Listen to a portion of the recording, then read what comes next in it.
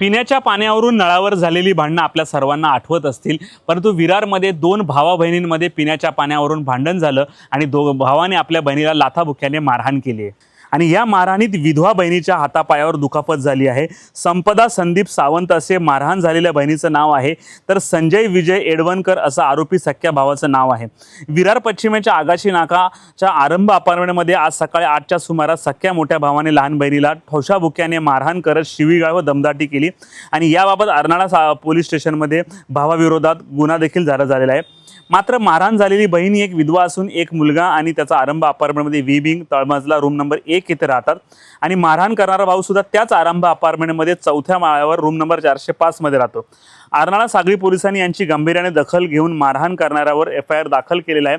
आता लवकरात लवकर अटक करावं अशी मागणी जी आहे की विधवा बहिणीने केलेली आहे। नेमकं तिकडच्या लोकांचं म्हणणं काय आपण ऐकूयात। मी संपदा संदीप सावंत राहणार बी विंग 001 आराम अपार्टमेंट आगाशी नाका विरार वेस्ट।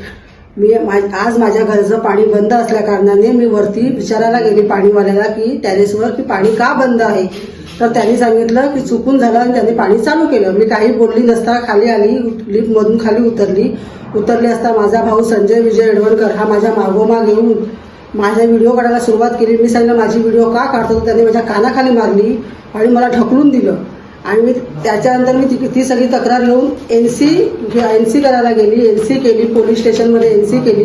एनसी केल्यानंतर मला त्यांनी हे करायला मेडिकल करायला सांगितलं। मेडिकल गेली, मेडिकल गेल्यावर मी घरी आली। मी त्यांना विचारलं पोलीसवाल्यांनी की तुम्ही माझ्यावर काय केले, तर माझ्यावर जो काय आता अत्याचार झालेला आहे, मी घरात एक विधवा महिला असून मी आणि माझा मुलगा घरात राहतो, ह्याच्या पुढे जर काय माझ्या जीवाला जीवितहानी झाली काही झालं सगळी जिम्मेदारी संजय विजय एडवणकर आणि त्यांच्या परिवारावर राहील। तर ह्याची दखल घेऊन पोलिसांनी मी जी काय नोंद केलेली आहे एनसीची त्याच्यावर दखल घेऊन गांभीर्याने दखल घेऊन माझी नोंद करावी आणि ह्याच्यावर गुन्हे दाखल करून ह्याला अटक करावी ही माझी तुम्हाला नम्र विनंती आहे। आणि ही जी काय माझ्या अंगावर दुखापत झालेली आहे ती सर्व विचारपूर्वक त्यांनी त्याच्यावर गुन्हे दाखल करून त्याच्यावर पूर्ण तुम्हाला न्याय द्यावा हीच माझी विनंती।